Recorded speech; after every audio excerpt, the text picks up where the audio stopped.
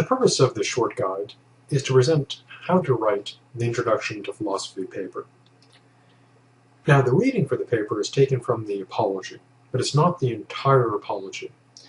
And the thesis of the paper is this. The purpose of this paper is to summarize and critically evaluate Socrates' horse trainer analogy and his unintentional argument, known henceforth as the HTA and the UA.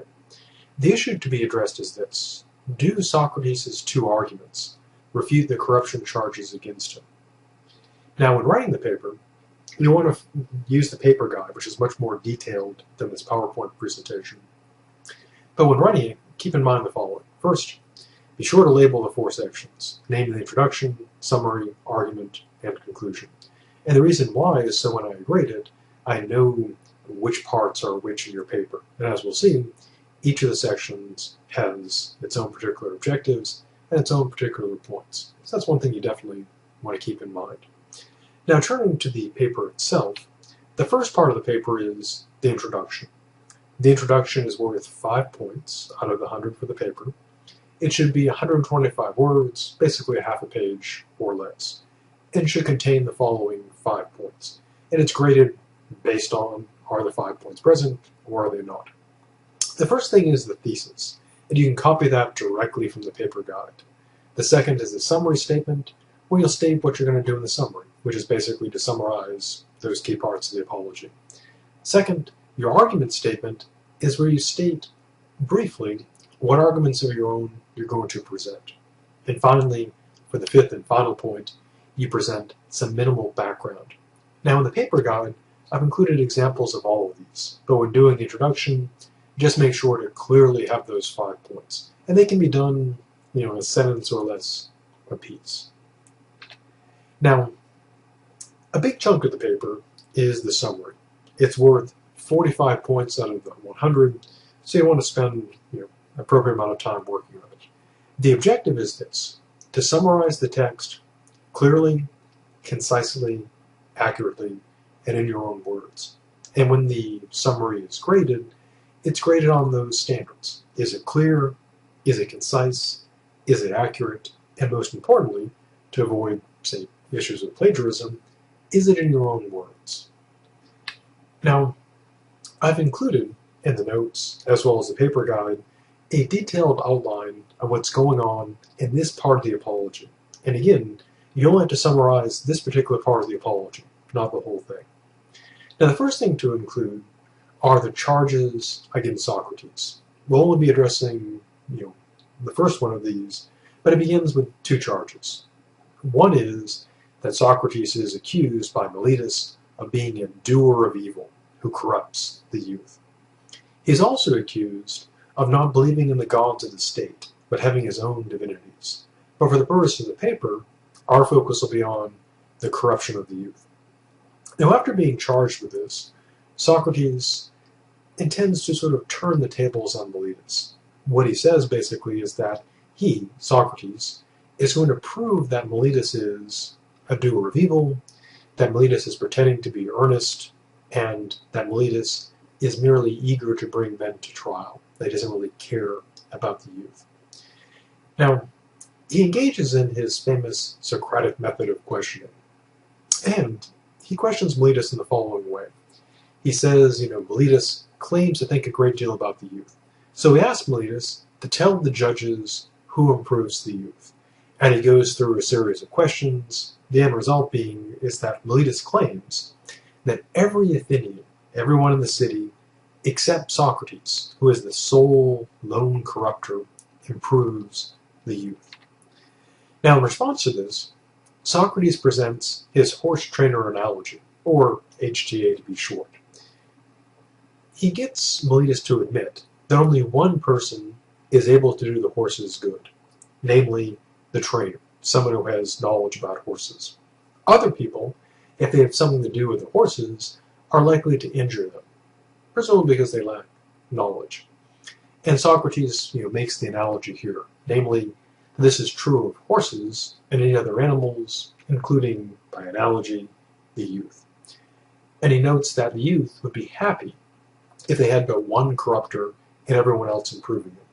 So Socrates concludes that Miletus has shown that he never really thought about the young, because otherwise he wouldn't have presented such an awful argument.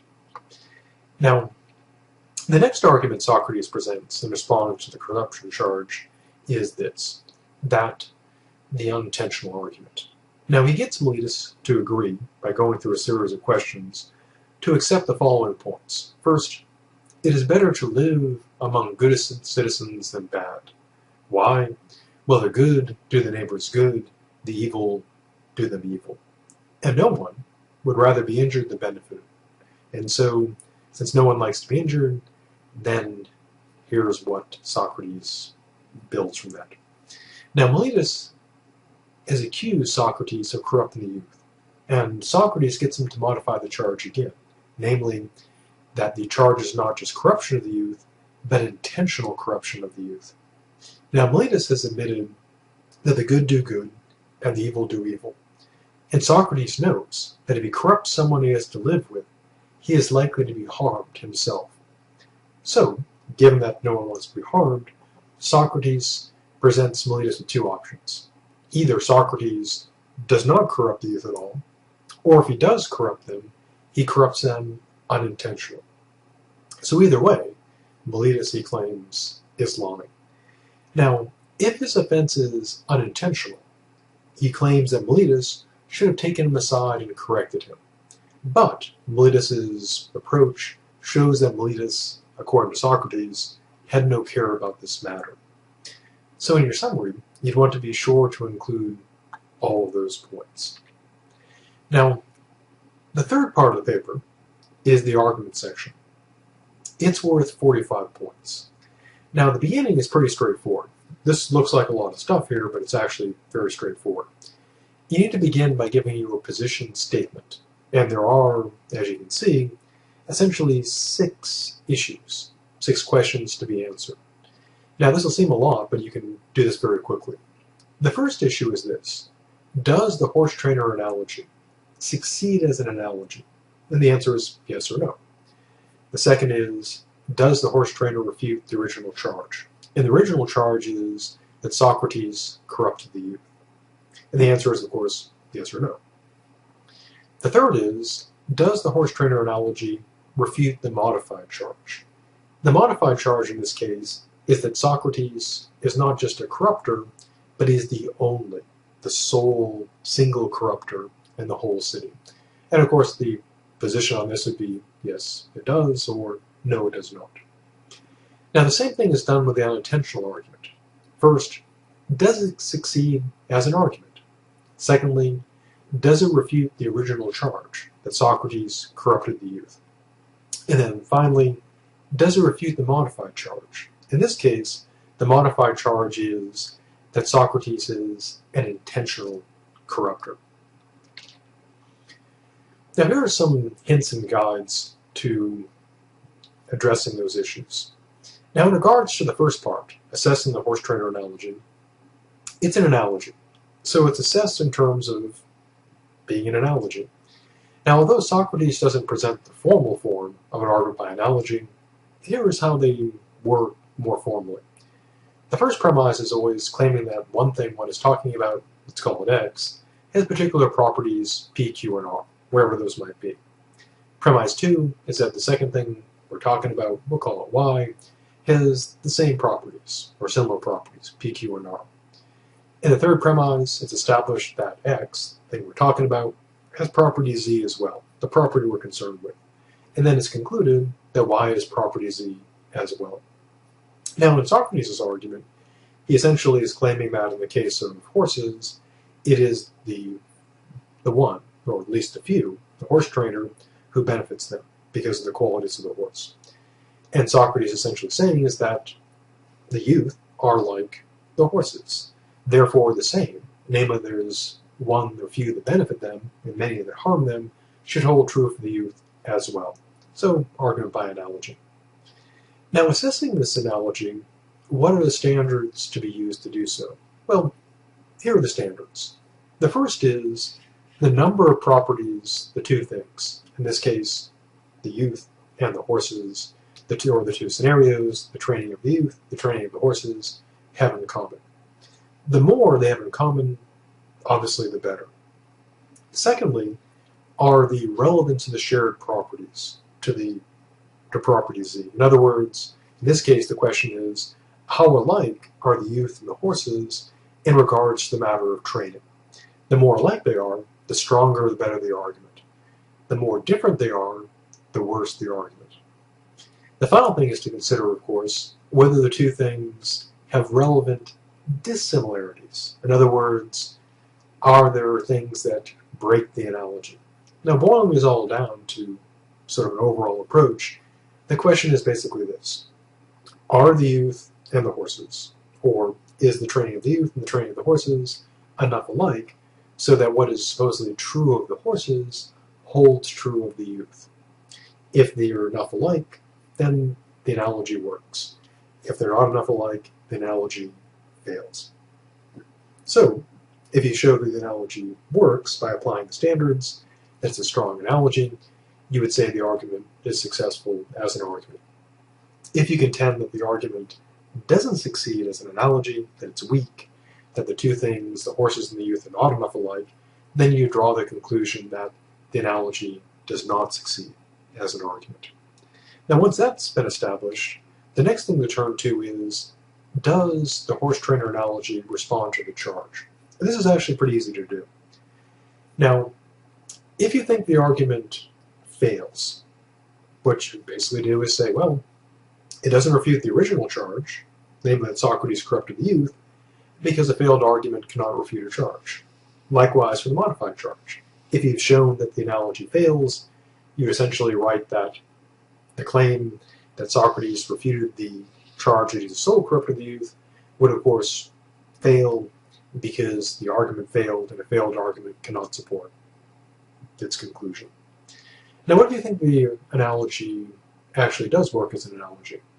Now, in regards to the original charge, that Socrates corrupts the youth, it seems pretty clear that it wouldn't refute that charge, because the analogy, if it works, would show at best that Socrates is not the only corrupter, but it leaves open the possibility that there are other corruptors, and also Socrates could be a corrupter, one of many, just not the only one. Now, in the case of the modified charge, if you have argued the argument succeeds, then what you'd say is something like, given that the conclusion of the analogy involves showing that Socrates cannot be the only corrupter, then it follows that Socrates has refuted the modified charge that he is not the sole corrupter. Now, once the horse trainer analogy is out of the way, you can turn to the final part of the argument section, namely addressing the unintentional argument. Now, when assessing the unintentional argument, there are more options in this case, because it doesn't follow like a particular formula. It's not like an argument by analogy, etc. It's sort of a general argument, namely premises supporting a conclusion. So because of this, you have to assess it sort of generically, namely the quality of the premises and the quality of the reasoning. Now, in the case of the premises, you don't have to go through every single premise and address that. The key premise in this argument is this. Socrates claims that if he corrupts a man he has to live with, it is very likely he'll be harmed by him. And that's pretty much the heart of the argument. Because if that's plausible, then the argument would probably be successful. If it's not plausible, then the argument would probably fail. Now, I'll give a couple hints on how to argue for or against that. One way to do it is by using what's known as an argument from example. And I've included in the paper guide much more details about this. But essentially, an argument from or by example involves giving examples, shockingly enough, that support the claim you're trying to make. So in this case, the question is, can a person corrupt people around them without being harmed by them? If the answer is yeah, so much the worse for Socrates. If the answer is no, so much the better for Socrates.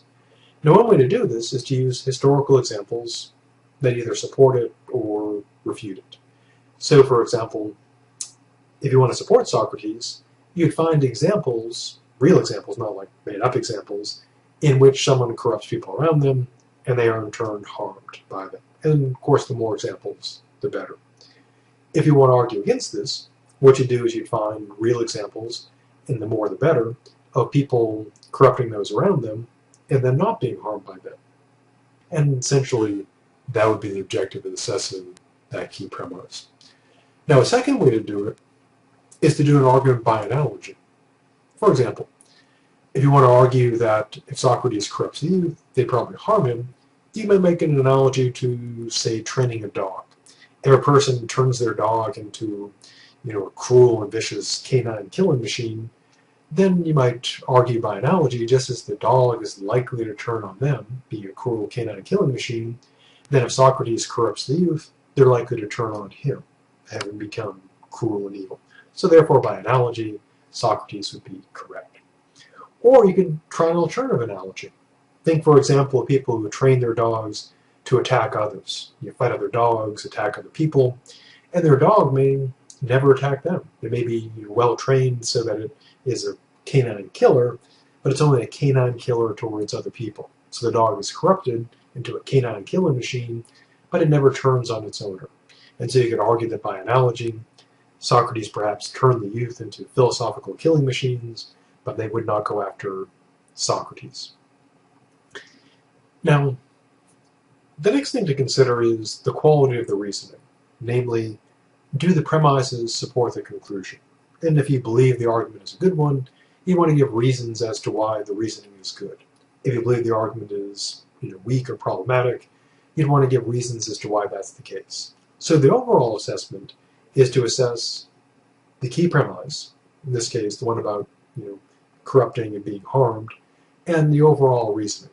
So are the premises plausible, specifically the key premise, and secondly, is the reasoning overall any good? Now, to the degree the premises are plausible and the reasoning is good, the argument would be successful. To the degree that the premises are implausible or the reasoning is bad, the argument would be unsuccessful. So once you've assessed the unintentional argument, the last two things to do are this, namely to address whether it refutes the original charge and whether or not it refutes the modified charge. Again, the original charge is Socrates corrupts the youth. Now, if you believe the argument failed and argue that it failed, a very straightforward approach is possible. You can just say, given that the argument did not succeed, it cannot refute the original charge or the modified charge because failed arguments cannot succeed in establishing their conclusion. Now, if the argument succeeded, then you got to do a little more. In the case of the original charge, it would seem that the unintentional argument doesn't work. Why? Well, the original charge is Socrates corrupts the youth, and then he gets Miletus to modify it to intentional corruption. Now, if Socrates shows that he's not an intentional corrupter, that still leaves open the possibility that he's an accidental corrupter, that he did so unintentionally. In that case, it wouldn't refute the original charge. He'd be a corrupter, although unintentionally so. Now, the modified charge, that he's an intentional corrupter, if you've established that the argument was successful, then what you'd say is something like this. Given that the argument establishes successfully that Socrates either did not corrupt the youth or did so unintentionally, it would follow that he's refuted the charge because he has shown that he is not an intentional corrupter. Either he's not a corrupter or he did so unintentionally. Charge refuted. Now the final thing is the conclusion. Like the introduction, it's worth 5 points. It should be 125 words or less. Now it has pretty much the same content as the introduction, with one change. So what you can do actually is copy your introduction, paste it into the conclusion, and make 2 changes. Change 1, go from the I will, in my summary I will, to things like in my summary I did, or my position was. So you go to the past tense, because you're saying what you've done. The second change is you replace the minimal background with some final relevant remark. Something like, although Socrates presented a logical case for his position, he failed and ended up being put to death, and of course he's still dead today, or something else. And again, it's worth 5 points, and that's graded based on whether the 5 points are there or not. And that's the end to the very concise guide to the paper. And again, there's also the full paper guide, fully written out. They'll guide you through the paper step by step.